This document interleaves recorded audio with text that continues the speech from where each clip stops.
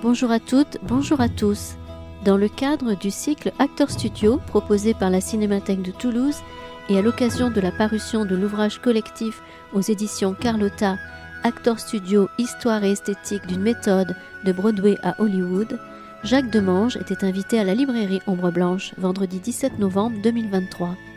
Il était en dialogue avec Franck Lubé, responsable de la programmation de la Cinémathèque de Toulouse. La rencontre était introduite par Christian Torel. Bonne écoute.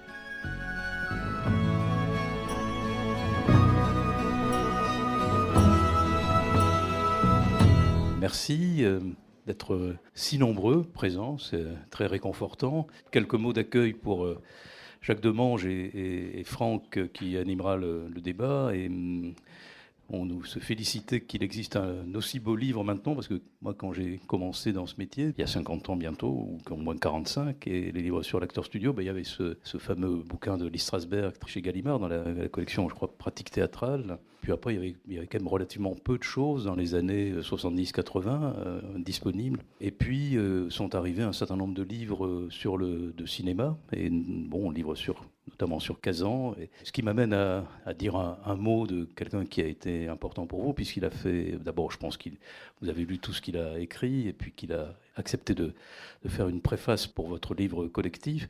C'est Michel Simon qui est mort là. C'était lundi-mardi, c'est ça? Lundi, c'est ça. Bon, nous avons des souvenirs avec Franck, des souvenirs communs de Michel Simon. On en a plusieurs avec la Cinémathèque, et entre la Cinémathèque et la librairie. On l'a invité à plusieurs reprises. Mais bon, moi, le premier souvenir que j'ai, c'était en 83 ou 84 pour le livre sur Borman. Voilà, quelqu'un qui était très impressionnant, qu'il est resté, mais quand il vieillissait, il était plus détendu. Au début, il était très impressionnant, même un peu sec, un peu raide. Et bon, nous qui étions plutôt formés cahiers du cinéma, évidemment, être confronté à quelqu'un de positif, c'était un peu curieux. Parce que tout d'un coup, on avait l'impression de trahir une cause. Bon, voilà, on n'a trahi aucune cause, puisque de toute façon, la cause générale, c'était la cause du cinéma, c'est de ce dont vous allez parler. J'ai vraiment beaucoup de bonheur, de plaisir à réévoquer cette figure importante de la critique de cinéma, de l'histoire du cinéma, des dialogues pour le cinéma, et c'est ce qu'il a fait avec Kazan, avec Borman, c'était vraiment formidable. Ce sera un peu l'esprit qui va dominer à votre conversation à vous. Il y aura les conversations après de Franck Lubé et de Jacques Demange. Allez, c'est parti. Alors Jacques, oui, on va parler d'Acteurs Studio. Avant de rentrer dans le sujet, même si je pense que beaucoup de monde ici te connaît, rappeler quand même que tu es docteur en études cinématographiques. Oui, c'est ça, c'est exactement le terme. exact. Voilà. Ouais. Tu enseignes à Saliège, pour rester à Toulouse, l'université aussi à UT2J. Tu as déjà écrit beaucoup de livres. Tu t'intéresses énormément à la question des acteurs, Kate Winslet, Leonardo DiCaprio, Jim Carrey, voilà, c'est pas que ça, mais quand même, voilà, la question de l'acteur est quelque chose qui est très présent dans tes recherches, Tout à fait, et ouais. donc c'est pas anodin qu'on aboutisse à l'Acteur Studio. qu'on te retrouve à l'Acteur Studio, voilà. Et tu écris aussi dans Positif. Tout à fait. Voilà, pour aussi rejoindre Michel Simon. Avant de parler de l'Acteur Studio en soi, parce que j'imagine que beaucoup vous êtes présents aussi pour apprendre peut-être un peu de l'Acteur Studio, parce que c'est à la fois une appellation que tout le monde connaît, et en fait, on ne sait pas très bien ce que ça veut dire. Ouais. Donc, on va en parler. Mais avant, peut-être parler, puisque Christian parlait de l'ouvrage, qui est un ouvrage particulier. Vous êtes 4 auteurs. Oui, tout à fait. Ouais. Donc, il y a Christian Viviani, Yanni, Michel Ciotta et Christophe Damour. Voilà. C'est ça, donc on était 4, donc il faut quand même le rappeler, je ne suis pas l'unique auteur, on est 4. Donc c'est en fait un ouvrage qui est né en idée de Christophe Damour, qui est enseignant à l'université de Strasbourg, mais qui collabore également à la revue Positif, comme Christian Viviani, Michel Ciotta et moi-même. Donc c'est aussi pour ça que pour nous c'était important que Michel Simon signe la préface. C'est qu'en fait on appartient à 3 générations différentes. On a tous et on continue de collaborer à la revue Positif. Je tiens quand même à le dire, la revue Positif, c'est quand même une revue qui a alloué une place assez importante à l'acteur de cinéma à une époque déjà où on va dire que c'était pas très à la mode. Les acteurs, on en parlait dans les critiques de films de façon très rapide, par le biais de qualificatifs, voilà, acteur admirable, actrice fantastique, mais on développait pas vraiment. Là où la revue Positif, en fait, a assez tôt compris que l'acteur de cinéma n'était pas seulement un objet entre les mains du réalisateur, mais pouvait réellement être considéré comme un auteur, un co-auteur du film. Et c'est intéressant parce qu'on parlait de Michel Simon et de Elia Kazan. Rappelons que voilà, Michel Simon a écrit un ouvrage d'entretien essentiel avec Elia Kazan. En fait, Michel Simon avait découvert Elia Kazan par le biais des acteurs. C'est-à-dire qu'il avait découvert sur les quais, il l'avait expliqué en ces termes, ça a été un séisme pour lui, parce que quand il a vu Brando et Eva Marie Saint, il s'est dit mais c'est totalement nouveau, c'est qui le réalisateur qui a dirigé ces acteurs? Comment il est arrivé à ce résultat-là? Et en fait, effectivement, en discutant avec Elia Kazan, il s'est rendu compte que c'était pas seulement le travail d'Elia Kazan qui avait permis ça, mais c'était une véritable collaboration, un véritable dialogue, ce qui était un trait propre en fait à Elia Kazan. Donc c'est un ouvrage qui est né en 2016, qui a mis du temps à venir, mais c'est vrai que c'est un gros ouvrage qui se compose donc de 2 parties, une partie plutôt historique, on revient sur la genèse de l'Actors Studio, qu'est-ce que c'était, qu'est-ce que c'est devenu, est-ce que c'est quelque chose qui existe encore aujourd'hui? Et ensuite une partie dictionnaire, donc sur un acteur et actrice qui appartiennent à l'Actors Studio, donc ça a donné lieu aussi à des discussions assez mémorables sur qui on met dans le dictionnaire et qui on met pas. Parce qu'au début, on a eu une liste qui 250 acteurs parce qu'en fait, on avait mis tous les acteurs contemporains. Et on s'est dit, c'est pas possible. C'est-à-dire qu'arrive ce moment où entre auteurs, on se dit, on n'y arrivera pas. Voilà, on peut pas. Et on s'est dit, on va s'arrêter à partir de 82, donc mort de Lee Strasberg. Et on s'intéresse uniquement aux actrices et aux acteurs qui sont effectivement passés par l'Actors Studio. Parce que sinon, en fait, l'héritage de l'Actors Studio est tel aujourd'hui que dans le cinéma américain contemporain, mais pas seulement américain contemporain, on avait tout le monde. On avait tout, on avait DiCaprio, on avait voilà, tout le monde. Alors qu'ils n'étaient jamais passés par l'Actors Studio. Donc ils disaient, bon, il y a une influence Actors Studio, on va le traiter dans une partie sur l'histoire de l'Actors Studio, mais on ne peut pas les mettre dans le dictionnaire. Et la vraie question qui s'est posée par rapport aux acteurs, où il y a eu une petite polémique entre nous quand même à la fin, c'était Daniel Day-Lewis. Daniel Day-Lewis parce que, alors ça il faut rendre à César, c'est Michel Ciotat qui nous a dit, il faut le mettre dans le dictionnaire. Et on lui dit, Michel, il n'est pas passé par l'Actors Studio, c'est un acteur britannique. Si on met Day-Lewis, il faut mettre DiCaprio, il faut mettre Cate Blanchett, il faut mettre tout le monde. Et lui, il tenait, parce que c'est vrai que c'est Daniel Day-Lewis, aujourd'hui, quand on pense Actors Studio, acteur contemporain, c'est l'acteur de la méthode poussé à son point culminant.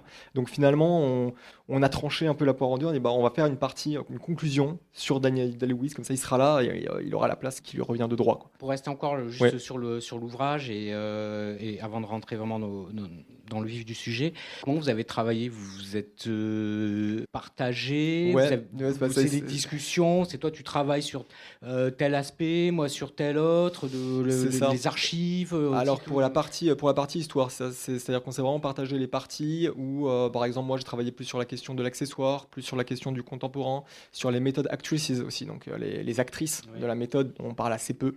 Et donc comme ça c'est des parties qu'on s'est réparties. Après pour la partie dictionnaire, c'était un peu les cartes Pokémon quoi. C'est-à-dire qu'on se faisait des échanges au bout d'un moment quoi, c'est-à-dire qu'on choisissait nos acteurs effectivement et on a décidé d'un commun accord de pas signer les articles de la partie dictionnaire. Pour nous c'était important parce que beaucoup de nos réflexions sont nées d'échanges entre nous où on s'envoyait les articles les uns aux autres et on disait à propos de Brando, t'as pas du tout parlé de ça, il faudrait ajouter ça. Il y a des articles pour des actrices qu'on a écrits à 2, c'est aussi arrivé, où là on a vraiment fait un travail purement collaboratif, et avec cette idée de on signe pas les articles, on signe pas les parties, parce que c'est un ouvrage qui est fait ensemble, et pour nous c'était très très important. Parlons de l'Actors Studio. Donc ma grande question, on va essayer de la découper, c'est quoi l'Actors Studio? Commençons par le départ, peut-être la genèse, en fait, voilà, la création, les racines, d'où ça vient, et dans le prolongement, c'est-à-dire d'où ça vient et contre quoi. C'est-à-dire, voilà, qu'est-ce qu'il y avait avant et en quoi c'est devenu révolutionnaire. Alors déjà, il y a beaucoup de questions. Mais commençons peut-être par vraiment la genèse, les racines. La genèse, donc bon, l'Actors Studio est créé en 1947 par Cheryl Crawford, Robert Lewis et Elia Kazan. Bon, ça, c'est la base. Mais si on doit revenir à la genèse, on va aller loin, très très loin en arrière, et on va pas rester aux États-Unis, on va aller en Russie, à la fin du 19e siècle, toute fin du 19e et début 20e siècle, avec Konstantin Stanislavski, metteur en scène, comédien russe et directeur du théâtre d'art de Moscou, qui est donc une compagnie théâtrale. Stanislavski adorait Tchekhov. Il avait le sentiment que Tchekhov était souvent mal interprété, parce qu'il considérait que chez Tchekhov, dans les pièces de Tchekhov, il y avait un sous-texte psychologique qui n'était pas exploité par les acteurs et par les metteurs en scène. Et donc il va commencer à réfléchir à ça. Étant lui-même comédien, il se dit en fait, pour vraiment jouer ce sous-texte, il faut commencer par l'acteur. Et ça déjà, on s'en rend pas forcément compte aujourd'hui, mais c'était révolutionnaire parce que l'acteur, le comédien de théâtre, n'était pas considéré comme un créateur. Le comédien de théâtre était là pour servir le texte et pour obéir au metteur en scène. Alors Stanislavski, lui, commence par l'acteur, ce qui fait qu'il va avoir des gestes vraiment révolutionnaires en tant que metteur en scène. Il va proposer à ses acteurs, par exemple, de jouer de dos. Donc on monte son dos au public, ce qui n'arrivait absolument jamais. Ça, c'était vraiment absolument fascinant. Il développe également des techniques pour développer l'imagination de l'acteur, pour faire de lui un créateur, en fait, pour faire de lui un créateur et qu'il puisse vraiment établir une relation très proche, une relation intime avec son personnage. En 1906-1907, Tchekhov était mort depuis 1 ou 2 ans. Stanislavski était en tournée avec le Théâtre d'Art de Moscou en Finlande. Il est meurtri par la mort de Tchekhov, donc il est quand même dans des dispositions un peu particulières. La tournée se passe bien, mais au bout d'un moment, Stanislavski se rend compte que il n'y a plus l'énergie du début. Les acteurs commencent à jouer de façon un peu mécanique, de façon un peu artificielle. Et là, Stanislavski se dit, mais pourquoi au début on avait cette énergie-là, et pourquoi cette énergie a disparu ? Et c'est à partir de là qu'il va fonder son système. C'est-à-dire que, alors je ne vais pas vous rappeler tout le système, mais il va y avoir des lois essentielles qu'il va mettre en place, qu'il va instaurer avec ses acteurs pour justement préserver ce moment créateur. Et qu'à chaque fois qu'ils aillent sur scène, ils aient cette énergie-là. Alors parmi les grandes lignes, il y a la préparation, notamment l'importance qui est accordée au corps de l'acteur. C'est pour ça qu'on a une grosse préparation physique dans les cours de Stanislavski. Alors préparation physique, ça passe par des cours de gymnastique, ça passe par la pratique de l'escrime, ça passe par des moments de relaxation, où vraiment l'acteur doit comprendre que son corps, c'est son instrument, et qu'il doit apprendre à en jouer. On a par ailleurs, mais on y reviendra certainement, la question de la mémoire sensorielle et de la mémoire affective. C'est-à-dire que l'acteur doit chercher dans ses souvenirs des moyens de rejouer sur scène de véritables émotions, de véritables sentiments. Importance accordée aux motivations du personnage, c'est-à-dire que Stanislavski leur explique, si vous allez à droite sur la scène, il faut qu'il y ait une raison. C'est-à-dire qu'il faut que vous compreniez pourquoi votre personnage veut aller à droite, pourquoi est-ce qu'il lève la main. Alors, lever la main, parce que voilà, l'idée c'était ça, Stanislavski, j'ai pas levé la main pour symboliser une émotion, la main sur le front pour l'affliction, ce genre de choses. Il dit non, justement, il faut qu'il y ait une véritable motivation psychologique derrière ce geste. Importance de l'accessoire, mais pas seulement sous l'angle symbolique, mais également l'accessoire comme matériau. Ça, c'est intéressant. Si on reprend la grande scène d'Hamlet, être ou ne pas être, vous savez, avec la tête de mort. La tête de mort, c'est l'allégorie de la mort, et puis c'est tout. Et là, Stanislavski dit non, c'est aussi un objet. Il faut le toucher, il faut le palper pour projeter sur cet objet des émotions. C'est hyper important. Et puis, et c'est là où ça devient un peu importance de l'improvisation. Mais alors, l'improvisation, pas seulement pendant les exercices avant la représentation, mais improvisation également sur scène. C'est-à-dire que l'acteur a le droit et est même invité, au moment de la représentation, devant le public, d'improviser. Ce qui est complexe, parce que ça veut dire qu'on modifie le texte de la pièce. Mais ça, Stanislavski, en tout cas au début, dans une première période, était tout à fait favorable à ça. Donc on a les grandes lignes du système qui se dessinent. Au début des années 20, Stanislavski et sa troupe se rendent aux États-Unis, où ils font une série de représentations. Et c'est un succès phénoménal. Alors il faut savoir qu'ils jouent du Tchekhov, et ils jouent du Tchekhov en russe, ce qui fait que les spectateurs américains ne comprennent rien. Mais ça marche énormément parce qu'on se rend compte que il se passe quelque chose sur scène, quoi. Il y a un truc qui se passe. Donc on s'en fiche de ne pas comprendre la langue. La langue, ça devient le geste de l'acteur. Alors vous n'êtes pas sans savoir qu'à l'époque, donc au début des années 20, il se passe quelque chose en Russie. La Russie est en train de se transformer, il y a eu une révolution. Et certains élèves de Stanislavski se disent, ça marche plutôt pas mal aux États-Unis, notre tournée, on pourrait rester. Donc certains d'entre eux restent aux États-Unis. Et deux d'entre eux, notamment Boleslavski et Uspenskaya, vont créer l'American Laboratory, où ils vont enseigner les préceptes du système de Stanislavski à des élèves américains, parmi lesquels on va retrouver Lee Strasberg et Stella Adler. Au début des années 30, se crée une troupe théâtrale aux États-Unis qui est le Group Theaters, qui a une durée de vie assez brève, en fait, le Group Theaters, 1931-1941, c'est rapide, mais on a déjà tout là. Alors on a des acteurs comme John Garfield, qui est un grand acteur hollywoodien, qui est sans doute le premier acteur stanislavskien à Hollywood. On a Elia Kazan, qui est déjà présent, qui fait à la fois le comédien, le metteur en scène. On a des dramaturges comme Clifford Odets.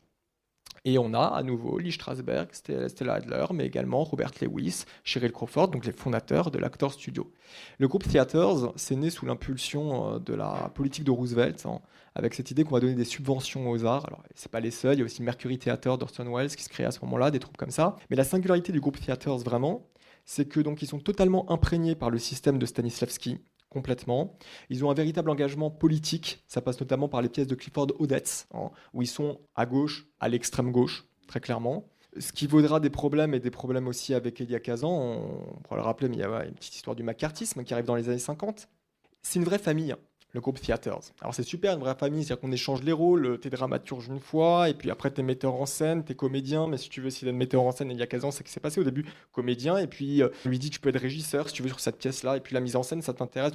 Une vraie famille, c'est génial, une vraie famille, on est soudés, mais dans une vraie famille, quand il y a des conflits... on les sent passer aussi de façon beaucoup plus brutale, et c'est pour ça que la durée de vie est brève, c'est que il commence à y avoir des conflits en interne, notamment entre Lee Strasberg et Stella Adler, parce que les deux n'ont pas la même interprétation de l'enseignement de Stanislavski. Parce qu'en 1934, Stella Adler s'est rendue à Paris pour rencontrer Stanislavski. Elle le voit, elle lui dit merci pour tout ce que vous avez fait. Je pense que vous le savez, aux États-Unis, ça marche énormément, du groupe Theaters. Et là, Stanislavski lui dit oh là là, si vous le saviez, c'est très bien que ça marche, mais j'avais tort. Le texte, c'est super important. Il faut respecter le texte, il faut le respecter. La mémoire sensorielle, la mémoire affective peut-être, mais tout doux. Hein. La vraie importance, c'est le texte. Et Stella Adler revient avec cette idée-là. Et le dit à tout le monde, voilà, en fait, l'improvisation, on se calme, hein, en fait, pour Stanislavski. Et Lee Strasberg refuse cette lecture-là en disant, mais non, il vieillit, c'est pas du tout ça. Et c'est intéressant, Stanislavski, parce que vous avez vraiment cette différence entre ces deux ouvrages majeurs qui ont d'ailleurs été traduits en français. Vous avez le premier ouvrage, la formation d'acteur, on est vraiment, la formation d'acteur, c'est l'improvisation, son premier ouvrage qui est traduit. Et après, on a la construction du personnage. Et la construction du personnage, c'est intéressant de lire ces deux ouvrages parce que sans se contredire fondamentalement, effectivement, il revient sur l'importance du costume, sur l'importance du maquillage, sur l'importance du texte. On a l'impression qu'on a un côté beaucoup plus traditionnel que va récupérer Adler, là où Strasberg, lui, restera vraiment sur l'ouvrage La formation d'acteur. Donc voilà, conflit en interne. Le groupe Theaters explose, voilà. Chacun trouve du travail à droite à gauche. Certains vont à Hollywood, comme par exemple John Garfield. Elia Kazan va travailler un temps à la radio avec Orson Welles. Lee Strasberg et Stella Adler, bizarrement et paradoxalement, restent ensemble. C'est-à-dire qu'en fait, ils vont travailler au Dramatic Workshop, qui avait été fondé par Erwin Piscator, qui va accueillir de nombreux acteurs, notamment Marlon Brando, qui va suivre en fait l'enseignement de Stella Adler. Il ne va pas s'entendre avec Lee Strasberg. On arrive à 1947. Sheryl Crawford, Robert Lewis, Elia Kazan, donc 3 membres du groupe Theaters, décident de créer l'Actors Studio à New York. Et c'est vrai que c'est compliqué, l'Actors Studio. Et nous-mêmes, on a fait cette erreur dans l'ouvrage. Ce n'est pas une école. C'est super compliqué, c'est un laboratoire, en fait. C'est un laboratoire. Ce qui fait que nous dans l'ouvrage, et même moi encore récemment, on a envie de dire école, parce qu'en France, on a envie de dire école. Parce qu'on a envie de dire, il y a des enseignants, c'est pas des enseignants, c'est des coachs. C'est des moderators. Et c'est pas une école, c'est un institut, c'est une institution, c'est un laboratoire qui en fait a été créé pour les acteurs, où tout est construit et tout s'articule autour des acteurs. Il y a des ateliers pour eux. Et l'idée, c'est que ce sont des acteurs professionnels et pas des acteurs débutants qui s'y rendent.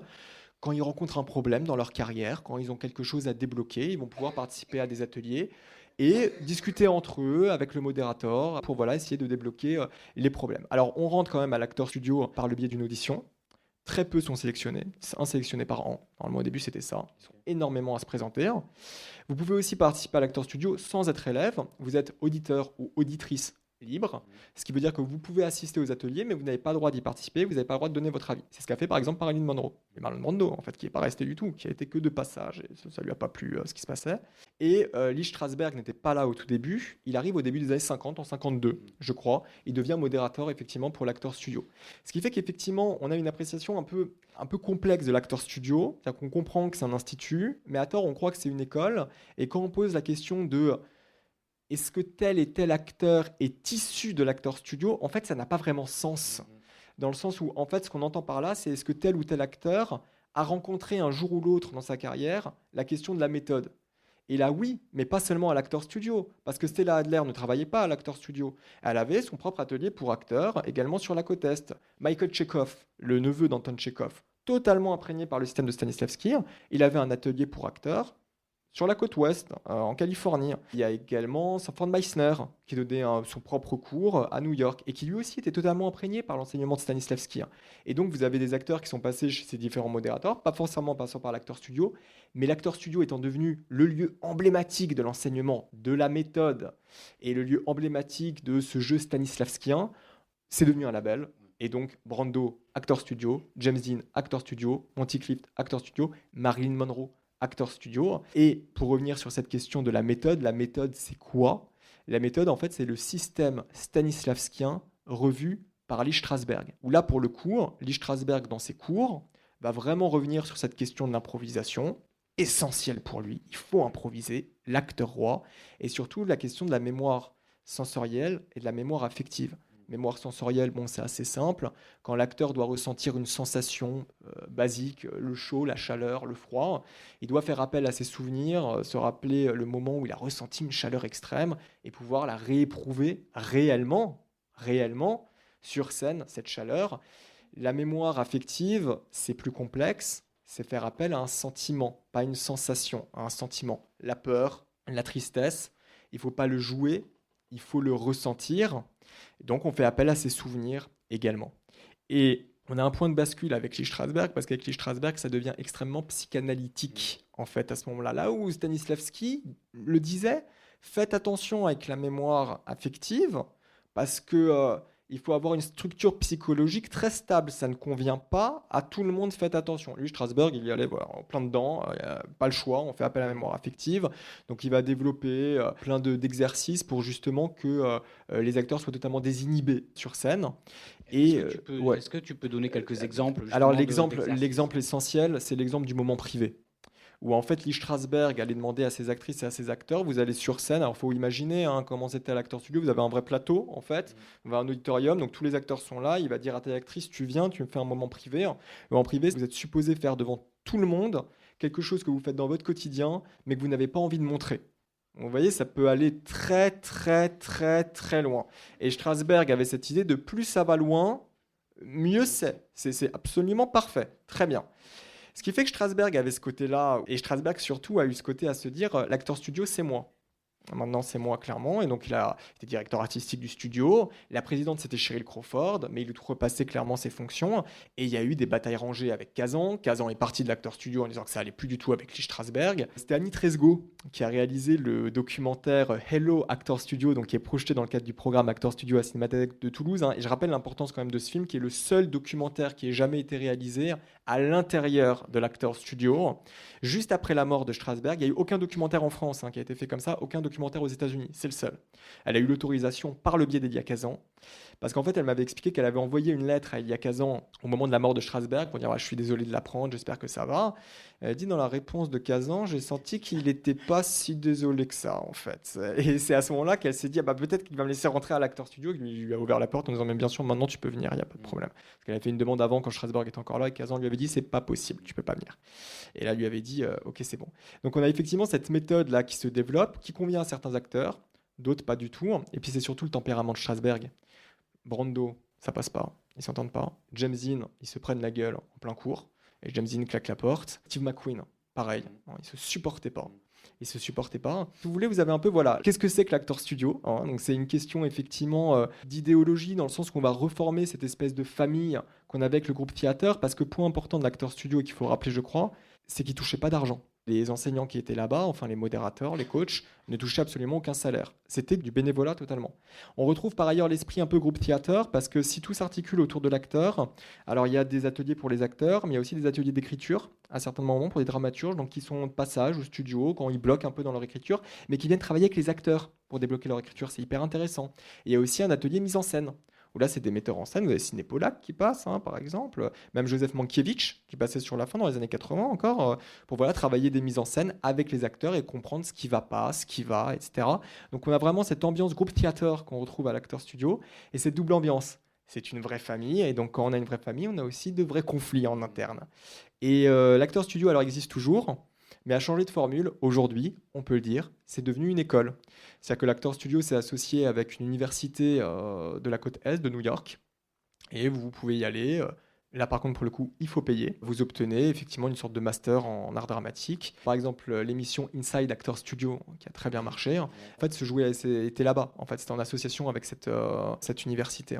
Ce qui est intéressant, c'est qu'en discutant encore avec Annie Tresgo, on disait oui, bon, ça existe encore, l'Actor Studio, mais il n'y a plus d'acteurs vraiment qui sont emblématiques de l'Actor Studio. Et elle disait, il faut attendre Peut-être encore un petit peu, parce qu'il y en a certains qui sont en train de sortir. Par exemple, alors là maintenant évidemment, j'oublie son nom, l'acteur de American Sniper de Clint Eastwood.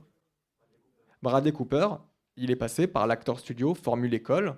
Et c'est d'ailleurs marrant parce qu'il est dans Inside Actor Studio quand Clint Eastwood avait été invité. Il y a un des élèves qui lève la main, c'est Bradley Cooper, en fait. Donc c'est marrant de se dire qu'après, il va jouer en plus avec Clint Eastwood. Ouais. Et un rôle qui aurait pu être interprété par Clint Eastwood en plus. Enfin, c'est marrant. Et lui, il est sorti de l'Actor Studio vraiment. Donc c'est un des seuls acteurs contemporains qui est vraiment devenu une star maintenant, qui est passé par cette nouvelle formule, cette formule école, Actor Studio. Tu parles de Clint Eastwood. Ouais. Clint Eastwood, il n'est pas acteur studio. Clint Eastwood, il correspond davantage au Hollywood d'avant. Mais la question qu'on s'est souvent posée, c'est pourquoi Stanislavski, ça avait autant marché aux États-Unis. Pourquoi là-bas, ça avait autant pris. Et beaucoup de gens ont dit, c'est normal, c'est parce qu'il n'y avait pas de tradition d'acteurs aux États-Unis au début des années 20. Là où sur le vieux continent, il y avait quand même l'art classique. Le théâtre classique, il était là depuis des siècles. Aux États-Unis, non. Il y avait quand même des écoles pour acteurs. Il y avait notamment l'American Academy of Dramatic Arts, donc AADA, qui existait, mais où on enseignait vraiment de façon traditionnelle, c'est-à-dire qu'on s'inspirait des manuels de pantomime de Charles Aubert. C'est-à-dire que les manuels de pantomime de Charles Aubert, le nom n'est pas très important, mais c'est intéressant, c'est vraiment, vous avez en fait des schémas où vous avez un acteur sur le schéma qui lève la main comme ça et dit voilà, ça c'est le geste parfait pour exprimer telle émotion. Encore une fois, là c'est l'affliction, le regard baissé, ça va vous permettre d'exprimer la tristesse et on enseignait les choses comme ça. Et c'est pour ça qu'en fait, ça a été aussi marquant, avec des codes, c'était hyper codifié, vous voyez. Et c'est pour ça que ça a autant pris, on s'est dit longtemps, ça a autant pris à cause de ça. Par contre, là où on a dit, l'Actor Studio, c'est la modernité absolue, on brise les codes, c'est un jeu beaucoup plus psychologique, etc. Ce qu'il faut remarquer, c'est que justement, à l'American Academy of Dramatic Arts, après le passage de Stanislavski dans les années 20, l'enseignement a changé là-bas. Et un acteur comme Spencer Tracy, qui a étudié là-bas, a expliqué, mais en fait, moi, j'ai eu des cours qui se rapprochent assez de ce que disait Stanislavski, notamment au niveau de la construction du personnage, quoi. Il fallait comprendre ses motivations psychologiques, il fallait essayer de ressentir les choses, et c'est là où on se rend compte que ce fameux système stanislavskien ne s'est vraiment pas cantonné aux membres du groupe Theater et après de l'Actor Studio, ou à Stella Adler, etc., etc. Il était en fait partout. Et Delphine Seyrig, qui est revenue alors très à la mode maintenant et c'est bien heureux, a suivi des cours en fait à l'Actor Studio, en tant qu'auditrice libre. C'est-à-dire qu'elle expliquait que quand elle n'arrivait pas à trouver de rôle en France, elle est partie aux États-Unis. Elle avait entendu parler de l'Actor Studio évidemment, donc elle y est passée et elle disait c'est super, j'ai enfin trouvé un endroit où on me donne des clés pour interpréter les personnages comme je l'entends, c'est-à-dire qu'effectivement essaye de trouver le lien entre le personnage et toi, essaye de voir ce qui peut te rassembler avec le personnage, quelle connexion, quel point de contact vous pouvez avoir ensemble. Elle disait c'est super, elle revient de là-bas en disant j'ai vraiment trouvé. Et puis elle tombe sur un entretien avec Sarah Bernhardt, pas plus classique que ça, qui racontait la même chose, qui disait qu'en fait elle avait dû interpréter un rôle au théâtre, c'était très bien passé, ensuite on lui avait proposé un autre rôle complètement différent, elle s'est dit je peux pas jouer ce rôle, c'est pas possible, c'est complètement différent de mon précédent personnage, et elle allait voir un coach. En fait, en France, c'était pas un enseignant d'art dramatique, c'était quelqu'un qui la conseillait et qui lui avait dit la chose suivante. On s'en fiche de ton précédent personnage. Qu'est-ce qui, avec ce nouveau personnage, te relie à lui ? Quels liens, quels affects vous avez en commun ? Et là, Delphine Seyrig s'était dit, mais en fait, c'est dingue, il y avait quand même cette modernité-là qui était contenue en germe depuis le début. Et Strasberg, c'est intéressant parce que quand on lui a demandé quel acteur symbolise pour vous le style Actor Studio, sans se démonter, Gary Cooper. Il n'y a pas plus classique que Gary Cooper, quoi. Et il dit, c'est un acteur de la méthode, lui, clairement. Sauf que chez lui, c'est ça qui est merveilleux, c'est instinctif. Et en fait, c'est là où on se dit, ce que tu évoquais Clint Eastwood, ce fameux jeu à l'américaine, il est relié au jeu Actor Studio. Et c'est pour ça qu'aujourd'hui, quand on s'intéresse à un acteur comme Leonardo DiCaprio, alors oui, DiCaprio, il y a plein de trucs Actor Studio, même sur son récent film. Scorsese, un peu avec amusement, se plaignait parce qu'il improvisait pendant les prises, vraiment méthode Strasberg, etc. Mais en fait, la plupart, Joaquin Phoenix, tout ça, etc., c'est les héritiers du style Actor Studio, mais ils en ont même pas vraiment conscience. C'est comme l'exercice de l'animal. Vous savez, c'est un truc incontournable dans tous les cours d'art dramatique aujourd'hui, que ce soit en France, aux États-Unis ou ailleurs. On invite l'acteur à imiter un animal pour vraiment rentrer dans le côté pulsionnel, bestial, etc. C'est un truc qui vient de Oupenskaya, une élève de Stanislavski, mais on l'ignore et on s'en fiche. Il y a finalement cette modernité-là qui arrive dans les années 50. Moi, me semble-t-il, elle est marquante dans les années 50 parce qu'on la voit. Parce que c'est hyper expressif, on y reviendra ce soir quand je présenterai le film Un tramway nommé Désir, où c'est le point culminant, c'est hyper expressif, c'est sidérant, donc on voit que ça, pareil dans Sur les quais. Mais en fait, c'était contenu en germe déjà chez Spencer Tracy et chez Gary Cooper, effectivement, tout à fait.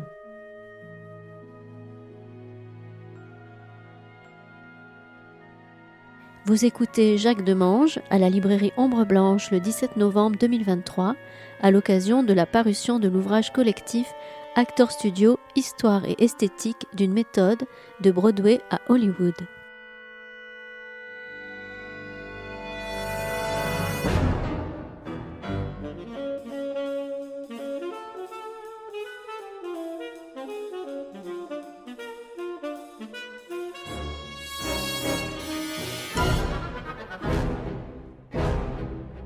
Je me suis fait la remarque dans la préface de Michel Simon, donc il parle d'ouvrages précédents, etc. Et dans le vieil antagonisme cahier du cinéma positif, il oublie de citer Luc Moulet, son livre La politique des acteurs, qui était alors effectivement sur ces acteurs plus classiques, mais qui expliquait aussi, clairement, ils étaient aussi auteurs du film, qui est aussi un ouvrage important, bon voilà, que Michel a je pense sciemment mis sous le tapis. Et comment du coup l'Actors Studio, cette méthode qui est une méthode qui vient d'abord de la scène, même si comme tu l'as expliqué, il y a déjà des graines dans le cinéma, mais là dans les années 50, ça va faire complètement basculer. Donc comment ça arrive au cinéma? Bon, j'imagine que c'est par Kazan, mais il n'y a pas que ça, parce que c'est peut-être un peu plus complexe. Il y a des moments historiques, je veux dire des temps historiques. Comment ça arrive, et est-ce que ça arrive aussi contre ? C'est-à-dire contre une autre méthode qui était la méthode des studios, puisqu'il y avait aussi un rapport au jeu et aux acteurs dans les majors, d'une certaine formatage, mais formation aussi, parce qu'il y a tout ce travail sur le corps. Juste pour rappeler que dans les studios, on ne venait pas juste pour tourner un film, on était sous contrat avec le studio.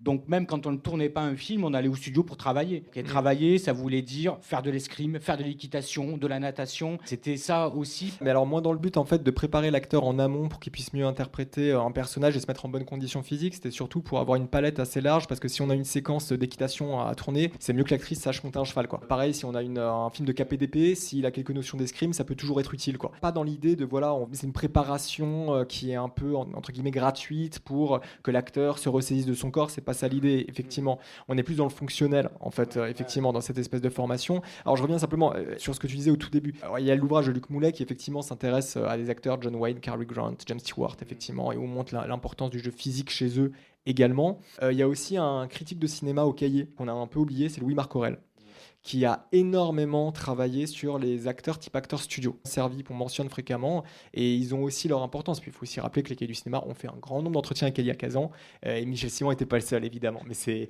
on connaît Michel, voilà, il n'a pas voulu en parler. Alors, pour revenir sur cette différence avec le jeu cinématographique, c'est vrai qu'à Hollywood, c'était développé un jeu qu'on pourrait qualifier de jeu naturel.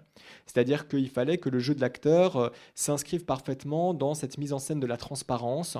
On ne montre pas la technique. Tout doit être naturel parce qu'on est au service de la fiction, et donc il faut que le spectateur puisse entrer pleinement dans la fiction, et il ne faut pas que l'acteur soit trop expressif. Donc on développait plutôt un sous-jeu.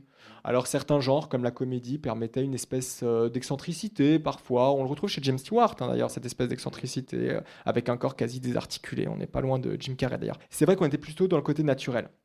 Ce qui arrive dans les années 50, c'est effectivement Brando, où là, on est dans le naturel, mais plutôt dans le naturalisme. C'est-à-dire que c'est hyper expressif, le corps s'expose totalement, et ça devient un peu complexe à Hollywood, parce qu'il y avait encore un code de censure, donc on ne pouvait pas tout montrer dans les films hollywoodiens. Et Brando transpirant dans son maillot de corps hyper moulant, avec un jean hyper serré, c'était un peu limite. Mais ça marche. Mais ça marche pourquoi ? Parce qu'on est dans les années 50 et que la société américaine évolue. Elle est un peu schizophrénique, cette société américaine des années 50, parce qu'on est dans les années Eisenhower, très puritaine, il y a la banlieue, il y a l'uniformisation. Et puis en même temps, on est de plus en plus intéressé par la psychanalyse. Ça fait longtemps que ça existait la psychanalyse, mais après-guerre, vraiment, ça explose aux États-Unis.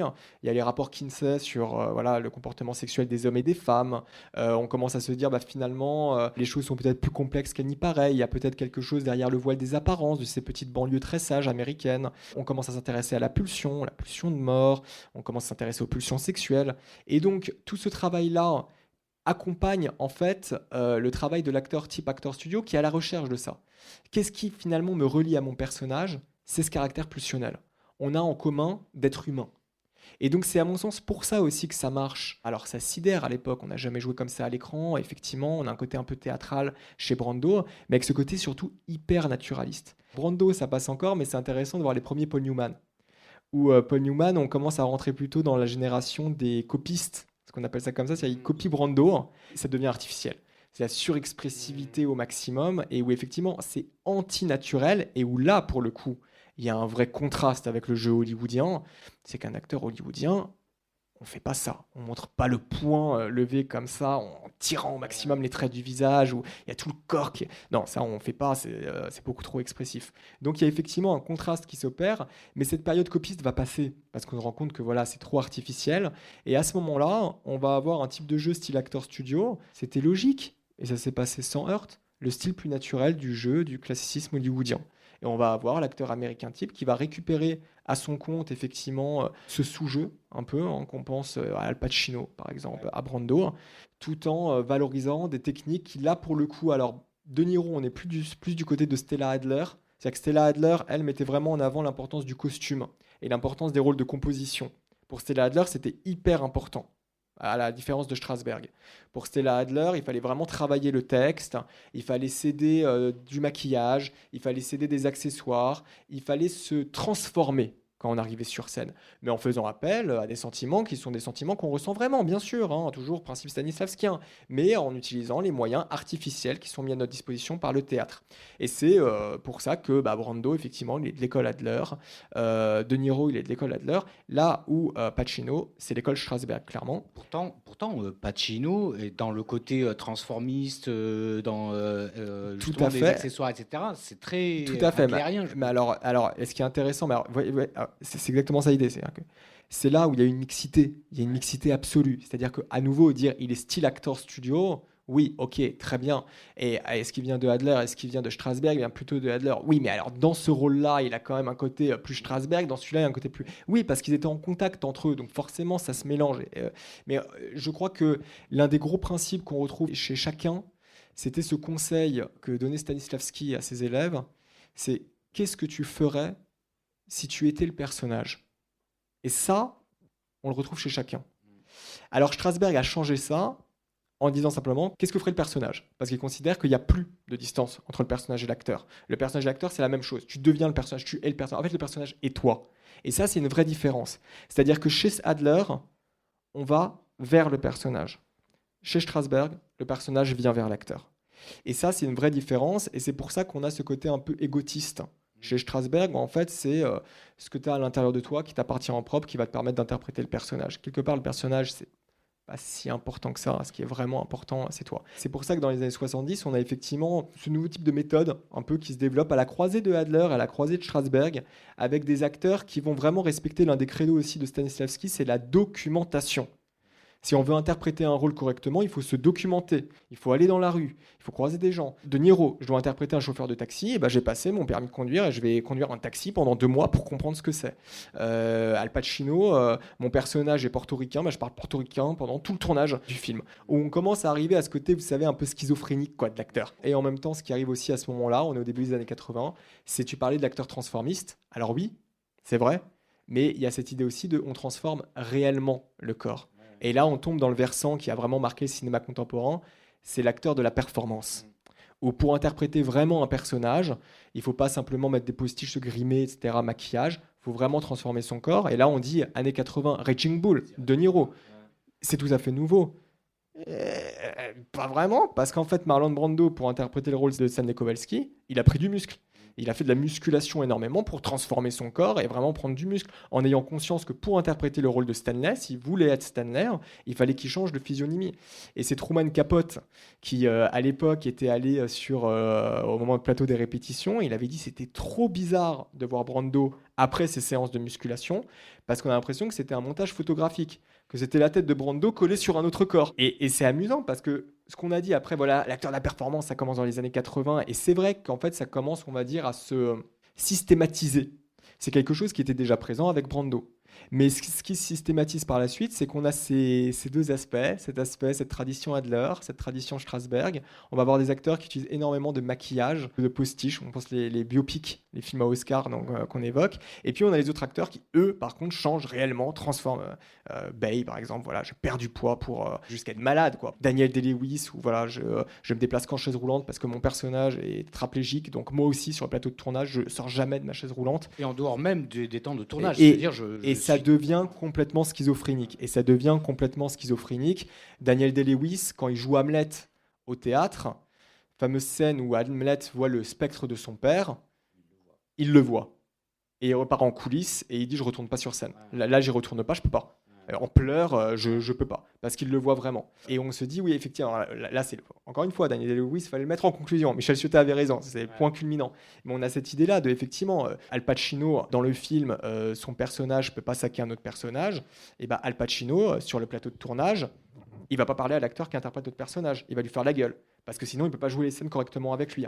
Cette idée-là de faire du plateau de tournage le moteur de ce qui va arriver à l'écran, à nouveau, c'est quelque chose, j'en parlais aux étudiants la dernière fois, qu'on avait déjà avec Elia Kazan.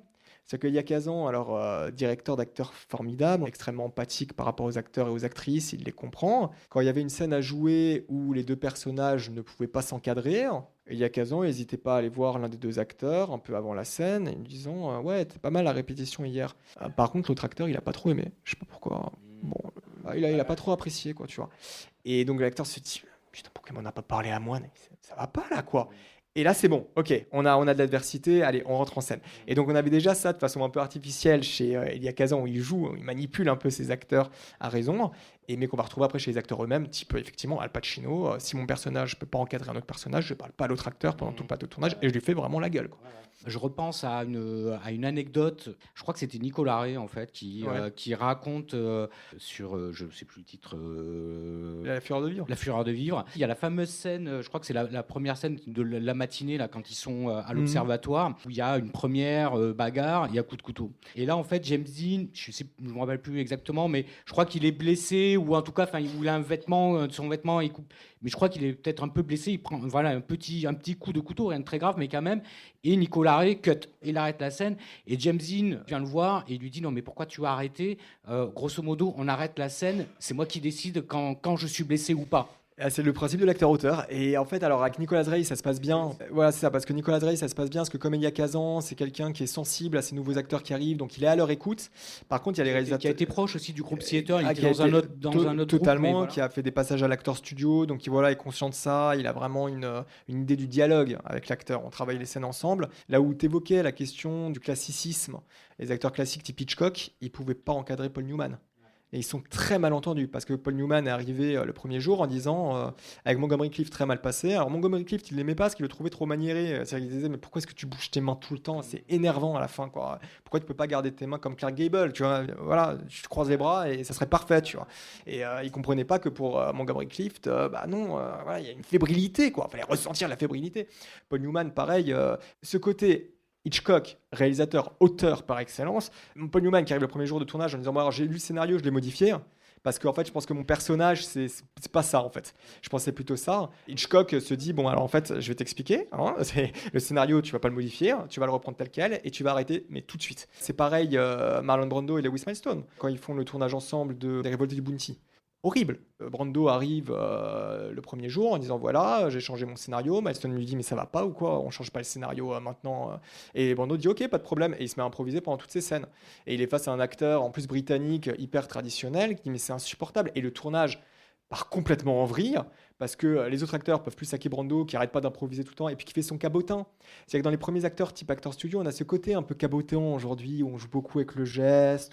Voilà, on se tient, on n'arrête pas de se palper, etc. Et ça, pour les acteurs classiques, mais c'est insupportable parce que ça veut dire quoi? Ça veut dire quand est-ce qu'on coupe? Parce que si je coupe maintenant et qu'il fait ce geste, ça ne raccorde pas avec le contre-champ. Et donc, en fait, quand on a des réalisateurs qui sont pas dans la phase de dialogue avec l'acteur et qui préparent pas en amont avec eux la scène, ça marche pas. Pourquoi les acteurs classiques croisent autant les bras ou ont les bras les... Parce que comme ça, il n'y a pas de faux raccord. Mais un acteur type acteur studio, il bouge tout le temps. Il bouge tout le temps. Il se pose, il manipule, voilà, on touche bien, etc. Pour les raccords, c'est horrible. Et un acteur classique peut pas. Ça veut dire quoi? Ça veut dire qu'il faut un plan long. Il faut respecter le jeu de l'acteur. Et c'est l'acteur qui l'impose par le biais de son jeu. Parce que si je me mets à manipuler le réveil comme ça tout le temps, il faut savoir quand couper pour après retrouver ce geste. Donc, vaut mieux pas couper, en fait. Et donc, il faut respecter le jeu de l'acteur. Mais effectivement, alors, cette question de James Dean qui dit fallait pas couper maintenant, ça rejoint cette idée-là. Et ça rejoint aussi cette idée que l'acteur est le personnage à 100%. Et qu'on coupe pas. On coupe pas une scène. J'étais dedans, là. Là, j'y étais vraiment. L'improvisation, c'est ça aussi l'idée. Improviser, c'est pas simplement pour perturber la scène et créer quelque chose d'inattendu. C'est parce qu'on est totalement investi par le personnage et qu'à un moment, on se dit non, mon personnage, il peut pas faire ça exactement. Avant, il va devoir faire autre chose.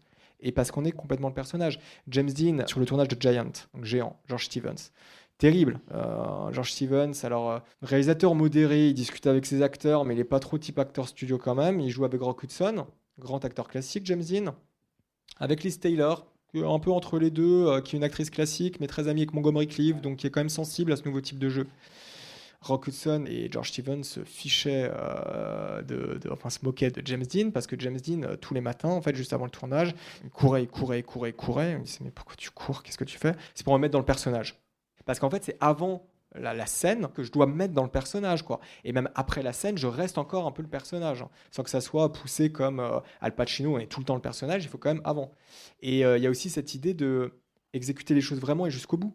C'était Dustin Hoffman et Laurence Olivier, hein, donc deux acteurs pareil. Laurence Olivier, hyper classique, Dustin Hoffman, acteur à qui a la méthode, hein, sur le tournage de Marathon Man, voilà, célèbre anecdote. Merci Vincent, tout de suite. Ah, vous êtes deux, merci Hélène aussi. Où Dustin Hoffman doit courir, il a une séquence où il doit courir parce que voilà, il fait du jogging tous les matins, et il court vraiment. Et il court vraiment avant. Et il y a Laurence Olivier qui vient le voir, qui dit mais pourquoi est-ce que tu cours vraiment? C'est quoi l'intérêt? Parce qu'il faut que je sois essoufflé. Et Laurence Olivier, il dit voilà, c'est ça la différence entre un acteur et toi. Moi, je n'ai pas besoin de courir pour avoir l'air essoufflé. Et c'est là où, petit pic est adressé par Laurence Olivier, quoi. Mais où on se dit effectivement, en fait, c'est-à-dire que est-ce que cette performance absolue, je fais les choses vraiment, est-ce que ça rentre encore dans l'idée du jeu? Est-ce que c'est encore interprété? C'est ça la question aussi qui se pose et que nous, on s'est posé dans l'ouvrage. Tu amènes à une autre question que je voulais te poser, c'est la question du réalisme. On parle du réalisme américain, souvent est associé justement aussi à l'acteur studio à ce moment-là. Alors que tu expliquais précédemment que c'était plutôt la question même pas du naturel, mais côté plutôt naturaliste, etc. Donc où on est plus dans l'excès, ce qui paraît être le contre-pied justement quand on parle de réalisme. Et du coup, est-ce que quand on parle de réalisme américain, le réalisme il est davantage en fait dans le jeu, c'est-à-dire de pas être dans le vraisemblable de je joue une scène, mais la vérité elle est en fait dans la manière dont je joue. Et effectivement, on pourrait dire oui, ok, toi tu es acteur, tu peux faire semblant d'être essoufflé, mais moi je suis essoufflé pour de vrai. Et ça c'est quelque chose que toi tu peux pas inventer. Est-ce que presque ça pourrait, je sais pas, hein, là ça me vient comme ça et j'extrapole, ça pourrait être revenir à la question de l'aura dont parlait Walter Benjamin.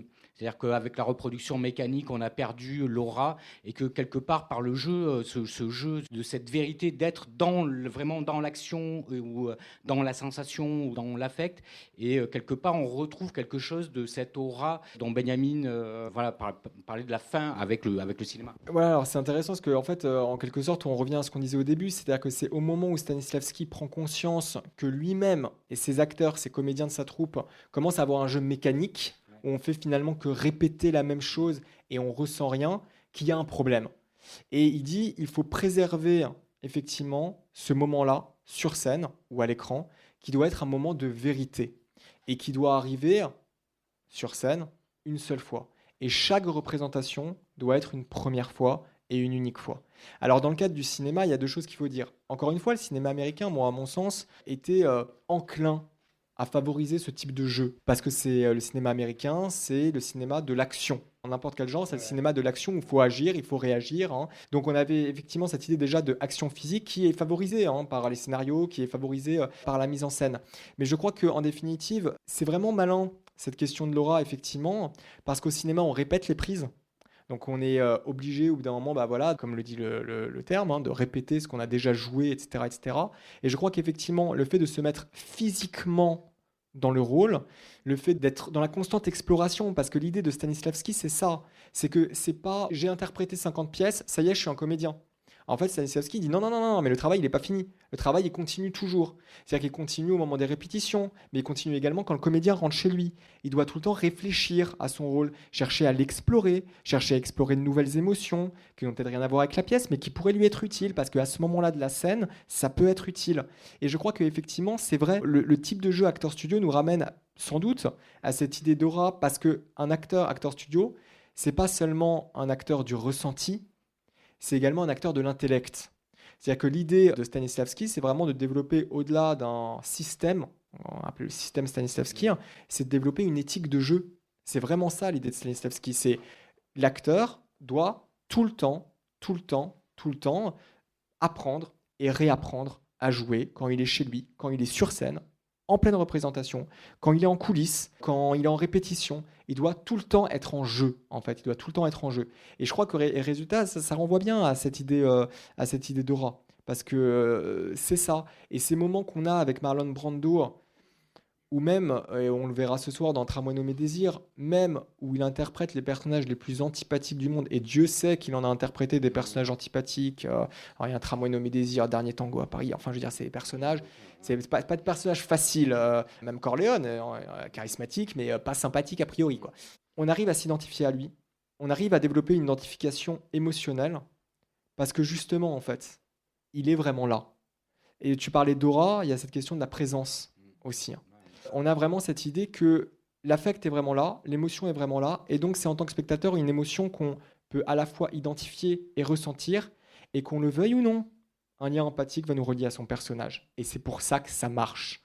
Parce qu'effectivement, on a vraiment le sentiment qu'on a la présence, au-delà de l'aura, la présence de l'émotion est là, et donc, ça favorise l'identification du spectateur à l'endroit du personnage. Et je crois qu'effectivement, là, ça serait une bonne définition de tout ce qu'on a, avec toutes les méthodes, parce qu'il n'y en a pas qu'une, il y a des méthodes Acteur Studio, que ce soit Stella Adler, que ce soit Lee Strasberg, que ce soit Sanford Meisner, que ce soit Michael Chekhov, tout le monde, c'est ça, cette idée, quoi. L'acteur qui développe son intellect, l'acteur qui explore sans cesse ses émotions, pour aboutir à une émotion authentique, véritable, sur scène, à l'écran, et qui permettent, parce que l'idée c'est, si on développe juste une émotion véritable comme ça, gratuitement, ça n'a pas vraiment d'intérêt, mais qui permettent aux spectateurs de s'identifier à ça, même si on ne veut pas, on s'identifie à ça, et donc de mieux comprendre l'enjeu de la scène.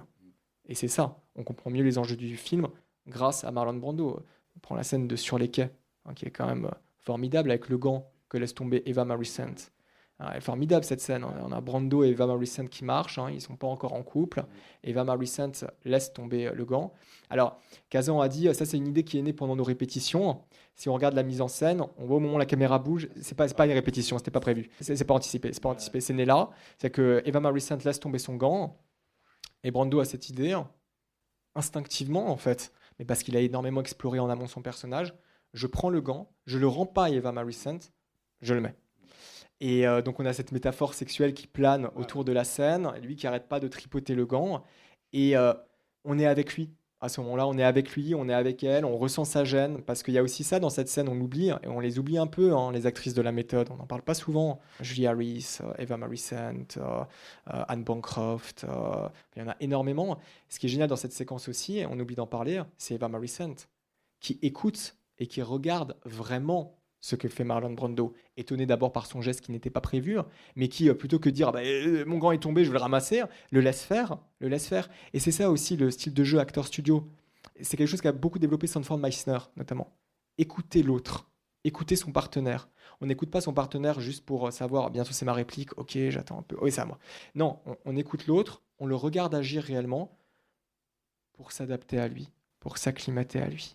Ça passe à nouveau par un travail d'exploration qui a lieu pendant le tournage. Et même si on répète la scène 3 fois, c'est un nouveau travail d'exploration qui commence, qui recommence, et donc ça devient unique. Et c'est là où on peut peut-être aboutir un peu au mythe, à Marilyn Monroe, peut-être, ou un peu actrice inclassable, Marilyn Monroe, on dit, Gaël m'en parlait, il me fait acteur studio Marilyn Monroe, t'es obligé d'en parler. En fait, Marilyn Monroe, elle est passée par l'acteur studio, mais elle n'a jamais été membre de l'acteur studio. Elle était auditrice libre. Et c'est vraiment intéressant, Marilyn Monroe, parce que Marilyn Monroe, c'est une jeune femme qui se cherche, qui est star hollywoodienne, et qui se dit, je veux pas juste être une star, je suis une actrice. Qui entend parler de l'acteur studio, qui sait que ça existe, parce que beaucoup d'acteurs hollywoodiens y sont passés, et qui décide, alors qu'elle est une star, d'aller sur la côte Est, de faire une pause dans sa carrière, et de suivre les cours en auditrice libre. Alors, il faut savoir aussi sur Lee Strasberg, c'est qu'il adore les stars. Lee Strasberg, s'il y a des stars qui sont là, c'est super. Donc, il adore Marilyn Monroe. Il adore à tel point qu'il va même lui prêter son épouse, Paula Strasberg, qui ensuite va suivre Marilyn Monroe à Hollywood pour devenir sa coach personnelle. Mais ce qui est génial, c'est que Marilyn Monroe, ce qu'elle découvre à l'acteur studio, c'est des gens qui se cherchent. Et c'était ça, Monroe. C'est une femme qui se cherchait.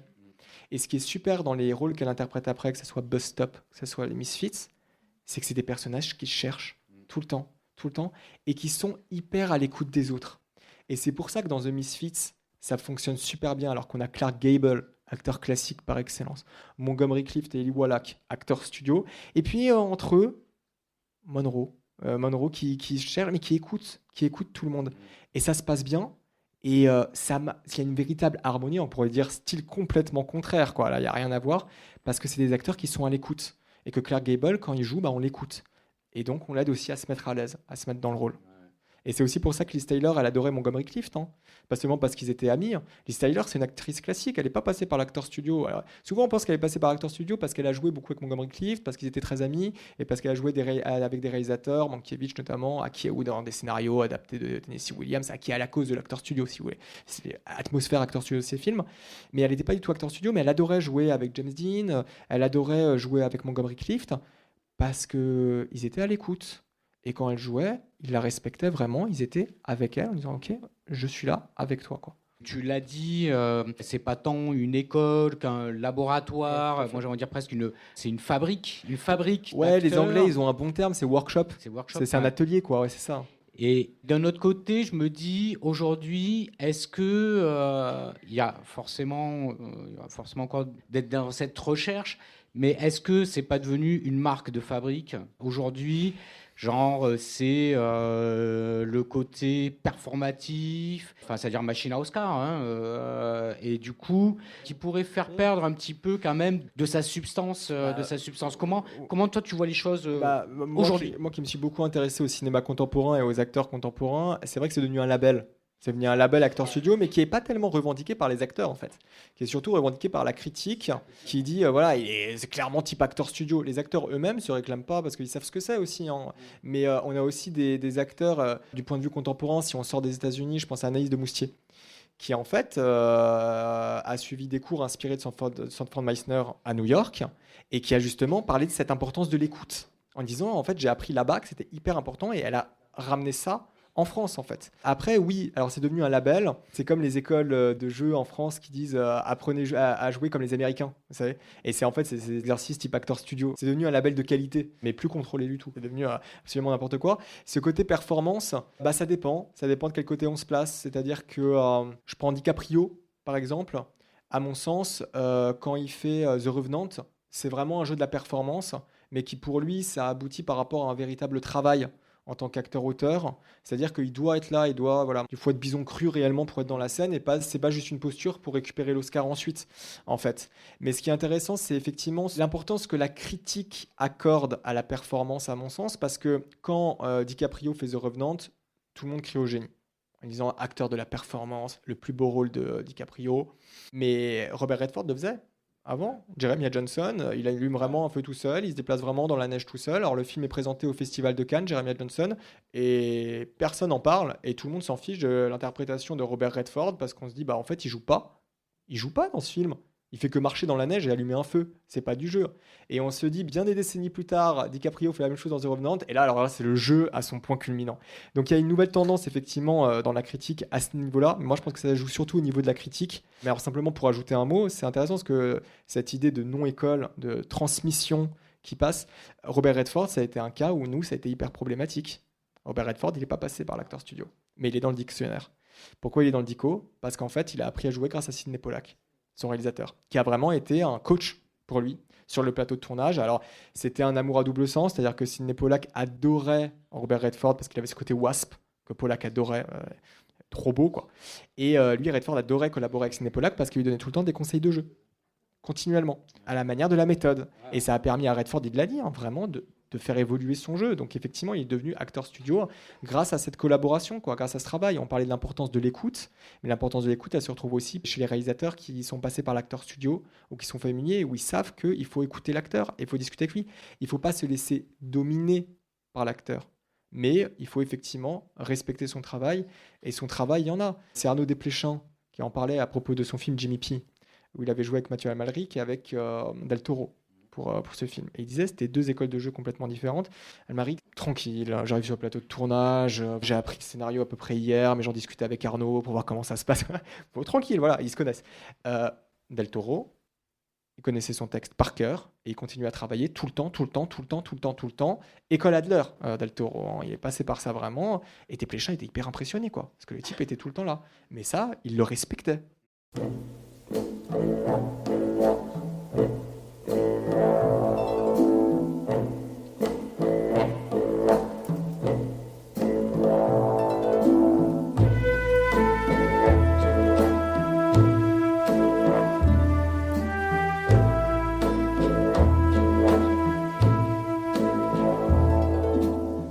Bonjour Monsieur Desmanges. C'est pour vous dire qu'une fois j'étais à Paris et je suis allée à une conférence de Aung San Suu et les gens lui demandaient pourquoi ce jeu aussi humble, aussi peu éclatant, contrairement aux autres réalisateurs coréens qui ont un jeu très puissant, peut-être acteur studio. Oui. Et il disait parce que moi je m'inspire pas des Américains, moi je m'inspire des Français et particulièrement de Romer. Et Romer il a ce jeu pas éclatant. Et je me demandais s'il y avait une sorte de anti-acteur studio en France. En France ? En France, non, parce que quand on voit des entretiens avec des acteurs français, alors j'ai plus le nom de l'acteur français malheureusement qui en parlait, mais qui ne se réclame pas de l'acteur studio, mais qui dit qu'à un moment donné, il avait une séquence à jouer où son personnage doit consulter un texte sur son ordinateur. Donc il arrive devant l'ordinateur et tous les fichiers qui sont sur le bureau de l'ordinateur sont vides. Et il dit non, ça c'est pas possible, il faut les remplir en fait, parce que moi je peux pas rentrer dans la scène sinon. Et ça c'est typiquement acteur studio. À mon sens, en France, on n'est pas anti-acteur studio, mais ce lien avec l'Extrême-Orient, il est éminemment intéressant. Parce que Lee Strasberg, notamment, s'était énormément intéressé à l'art japonais, donc pas sud-coréen, l'art japonais, mais l'art kabuki. Et quand on lui avait dit, mais ça n'a rien à voir avec ce que tu enseignes, il avait dit, ah, mais bien au contraire. Moi, je travaille énormément la relaxation des acteurs, la méditation. On est exactement là avec ce cinéma-là, avec cet art-là, cet art théâtral-là. On est exactement là. Ce qui fait que ce côté un peu méditatif que vous avez, c'est pas totalement opposé en fait au style acteur studio. Hein. C'est pas nécessairement opposé, hein. Parce que dans le style acteur studio, au-delà de ces coups d'éclat qu'on trouve sur scène, ces jeux hyper physiques, il y a un travail en amont qui est beaucoup plus sur la relaxation, le relâchement, et qui s'inspire de beaucoup de méthodes de pensée extrême-orientales à ce niveau-là. Donc c'est pour ça qu'en fait, ce lien-là que vous esquissez avec le cinéma sud-coréen, sans même le savoir, en fait, vous touchez à un point qui est propre en fait à l'un des styles aussi de l'acteur studio, où Lee Strasberg était vraiment fasciné. Il avait assisté à des représentations kabuki, il avait dit « mais c'est génial l'état dans lequel sont les acteurs, je cherche vraiment ça chez mes acteurs à moi, qu'ils arrivent à se mettre dans cet état-là ». Si vous voyez le documentaire, et je vous invite à le voir, d'Annie Tresgo, on voit les exercices des acteurs qui consistent beaucoup, pour l'essentiel, à de la relaxation, les exercices de méditation, pour que l'acteur rentre dans une nouvelle phase, quasiment en transe. Hein. Il y a des exercices où on se dit waouh, ok, ça bascule vraiment, quoi. On sent les acteurs et voilà, ils sont plus là, ils sont dans une autre sphère, effectivement. Après, l'acteur romérien, le problème c'est que là, on a effectivement cette importance sacro-sainte du texte, à mon sens, et avec cette idée qu'en plus Romer, réalisateur-auteur, avait aussi cette idée que certaines de ces scènes, en fait, on voit dans ces scénarios, la scène est écrite et puis à ajouter en dessous, à voir sur le plateau de tournage, en gros en fonction de son humeur. Romer, il avait l'acteur, peut-être que moi je peux improviser, voyez, mais par contre l'acteur, il respecte le texte, quoi. Et c'est vrai que Jean-Louis Trintignant, à la différence de Delphine Seyrig, il n'est pas vraiment très acteur studio, effectivement. J'avais une question, oui, parce qu'on avait déjà pu du coup travailler l'acteur studio. Concernant en fait le jeu, c'est vrai que moi je suis partisan du fait de dire que pour qu'un acteur puisse réellement incarner son personnage, il faut qu'il soit le personnage et non pas seulement qu'il l'interprète. En revanche, le seul exemple qui me vient à l'esprit sur lequel ça a été malheureusement un écueil, c'est Heath Ledger dans le rôle du Joker. J'avais 2 petites questions. La première, c'était est-ce que du coup Heath Ledger avait fait l'acteur studio ou non? Et dans ce cas-là, est-ce que l'acteur studio a eu d'autres répercussions comme ça par rapport au fait qu'il y ait justement parfois le fait qu'il faut vraiment être le personnage pour l'interpréter? Alors, Ledger n'a pas fait l'acteur studio, en fait, comme beaucoup d'acteurs contemporains, en fait, ils ne sont pas passés par acteur studio. L'autre exemple qu'on pourrait citer, c'est River Phoenix, où ça a été un peu pareil, c'est-à-dire que pour interpréter son rôle de junkie, il a fréquenté ces milieux-là, il a vraiment pris de la drogue, et en fait, il est vraiment devenu junkie. Il est vraiment devenu junkie et il en est mort, overdose. Et encore une fois, quand Stanislavski disait « faites attention avec le travail d'exploration émotionnelle », c'était une vraie mise en garde en disant vous pouvez perdre un acteur comme ça, parce que ça peut vraiment pas aller. Et ce travail d'exploration, quand il est bien fait, façon Pacino, façon De Niro, où voilà, on est méthodique, mais on va pas quand même. On connaît ses limites. En fait, on connaît ses limites. C'est super. Mais encore une fois, moi, je vous renvoie au visionnage de Hello Actor Studio, le documentaire de Annie Tresgour. Et ce qui est génial dans ce documentaire, c'est qu'on n'a pas de voix off. C'est-à-dire qu'on n'oriente pas notre lecture des séquences. C'est à nous de nous forger notre avis. On a 2 actrices qui sont donc à l'acteur studio et qui doivent s'entraîner, répéter entre elles pour interpréter les bonnes de Genève. Alors il y en a une qui explique qu'elle essaye de revivre les agressions sexuelles qu'elle a vécues par le passé pour pouvoir mieux interpréter son rôle. Elle regarde un film pornographique ensemble pour vraiment avoir un sentiment de détestation vis-à-vis de l'acte physique. Et on se dit, oula, ouh, c'est trop. Et il y a ce côté où effectivement le problème, c'est que ce que visait Stanislavski, c'est la vérité du personnage. Pas la vérité de nous-mêmes, la vérité du personnage. Vous partez d'un affect qui est votre affect peut-être, mais pour construire votre rôle, pas l'inverse. Le personnage n'est pas là pour faire une psychanalyse de vous-même. C'est absolument, c'est pas une auto-psychanalyse, l'idée du truc. C'est d'assurer la vérité et donc l'humanité du personnage qui est un personnage de fiction. Et donc assurer la réussite de la pièce ou la réussite du film. Mais ça ne doit pas se transformer en exercice d'auto-psychanalyse. Et malheureusement, Strasberg, c'est ce qui s'est passé avec lui, souvent. Et on ajoute avec ça sa mauvaise foi et le fait que, voilà, quand Strasberg a voulu relancer la compagnie théâtrale, il faut savoir, l'acteur studio, il était toujours en manque d'argent. Étant donné que c'était du bénévolat, ils ont eu des vrais problèmes financiers et donc ils ont eu plusieurs idées. Alors une des idées, ça a été de lancer une émission télévisée, Acteur Studio, c'était des captations de pièces à la télévision. Ça a plutôt bien marché pendant les années 60. Et puis Strasberg avait lancé une compagnie théâtrale, Acteur Studio. Alors déjà, c'est très mal passé dès le début parce que Strasberg voulait tout contrôler. Sheryl Crawford, qui était présidente, disait le choix des pièces. On leur avait proposé la pièce Qui a peur de Virginia Woolf. Strasberg avait dit c'est pas pour nous. Alors que tout le monde disait si, c'est pour nous, c'est génial. Il dit non, c'est pas pour nous. Il avait pris Les Trois Sœurs de Tchekhov et il devait faire une représentation à Londres. Pour Strasberg, la reconnaissance absolue. Je mets en scène la pièce de Tchekhov, Les Trois Sœurs, à Londres. Et ça a été un four. Les critiques ont été horribles. On se marrait dans la salle. Ça a été horrible.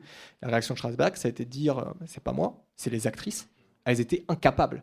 Et il les a, mais ça a été horrible, quoi. C'est-à-dire qu'il y a des mémos, il y a des entretiens, mais il les démontre complètement en disant c'était de leur faute. Si ça n'a pas marché, c'est pas de ma faute à moi. Et donc il y a ce côté un peu destructeur et parfois autodestructeur aussi, avec les acteurs type acteur studio. Et justement, sur les limites aussi, on avait vu qu'il y avait l'exemple avec DiCaprio et Al Pacino, où justement, pour faire monter la colère, ils contenaient, et ensuite tout d'un coup ça explosait. Mais justement, est-ce que du coup, cette limite-là, elle est dépassée à partir de quel moment surtout ? À partir de quel moment, en fait, l'acteur peut dépasser cette limite et du coup provoquer, entre guillemets, son autodestruction ? La limite, moi je pense que c'est à partir du moment où on n'arrive pas à sortir d'un rôle après un film. C'est ce qui s'est passé pour River Phoenix, où c'est là, ça la limite, le film est terminé, la pièce est finie, il n'y a pas une seconde représentation demain comme dans une pièce de théâtre, le film est fini, le rôle est terminé. Et c'est à partir de là qu'effectivement la limite peut être franchie si on n'arrive absolument pas à sortir de son rôle. Et Daniel Day-Lewis a été un professionnel par rapport à ça, mais il en a aussi beaucoup joué pour forger sa légende. Mais effectivement, ce que vous évoquiez là, ces 2 phases, type de l'acteur, ça rejoint ce qu'on disait. C'était Gilles Deleuze qui le théorisait, un célèbre philosophe, en disant l'acteur studio, il y a une phase végétale, où il s'imprègne de son environnement, et une phase animale où il bascule. En fait, la phase végétale, c'est le moment où l'acteur écoute les autres et accumule de l'attention, parce qu'il sait que c'est une scène où son personnage doit s'énerver, donc il accumule de l'attention, mais l'attention, il ne l'a créée pas tout seul. Il l'a créé grâce à ce que disent les partenaires. Il l'a créé grâce au décor. Il l'a créé grâce à un accessoire qui va manipuler de plus en plus fort, qui va faire une sorte de baromètre pour lui. Et puis au bout d'un moment, ça explose. Mais ça s'arrête après. Ça s'arrête après. On revient à la phase végétale. Et je pense que la limite, elle est atteinte effectivement où, après le film, on ne sort pas du personnage. La fiction déborde de la réalité ou inversement, je ne sais pas, mais en tout cas, il y a quelque chose qui ne va pas. Juste, je crois que ça a un rapport avec la question qui vient d'être posée. C'est juste sur le moment privé, sur l'approche psychanalytique. Donc ça n'a plus lieu maintenant. Bah si, ça a lieu encore dans des écoles de théâtre, si vous voulez, parce que c'est devenu un petit peu... En fait, les exercices inventés par Strasberg, ils ont été repris, hein, c'est comme l'exercice de l'animal dont je vous parlais, hein. Mais ce côté hyper psychanalytique de Strasberg a été abandonné aussi parce que on en a vu les limites. On en a vu les limites. On se demandait finalement, ça sert à quoi dans le fond ? À quoi ça sert ? Pas nécessairement à grand-chose pour un acteur, à part effectivement le pousser à bout. Et ce côté des inhibitions totales, je crois que massacrer tous ces inhibiteurs, c'est pas forcément la solution absolue. Donc il y a encore cet exercice. Le travail psychologique, de toute façon, il est présent à partir du moment où on explore ses émotions pour les investir, les réinvestir et les projeter sur son personnage. Mais c'est vrai que le problème de Strasberg, c'est qu'il avait trop tendance à s'intéresser à l'acteur, non pas en fonction du rôle, mais en fonction de l'individu. Et c'était ça, en fait. Et là, on a une nouvelle limite. C'est là où lui sort de la limite et les fait sortir de la limite. C'est encore une fois, sa question, c'est qu'est-ce que ferait le personnage ? Parce qu'en fait, t'es le personnage. Donc, c'est pas qu'est-ce que tu ferais si tu étais le personnage. À la manière de Stanislavski, c'est de toute façon, t'es le personnage, tu dois l'incarner, c'est toi. Donc, si ton personnage prend de la drogue, le meilleur moyen de savoir ce que c'est de prendre de la drogue à un moment donné. Ça mène vers ces choses-là. On va peut-être arrêter là. Merci.